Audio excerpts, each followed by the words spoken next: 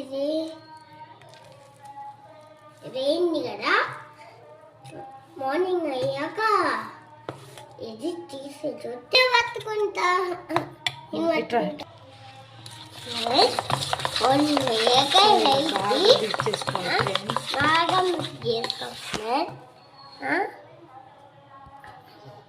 తర్వాత మనకి మైసూర్ బొండ చాలా బాగా వస్తుంది. మైసూర్ బొండ మనకి బాగా వస్తుంది ఫ్రెండ్. అయితే ఇంకిలో ఉండాలి.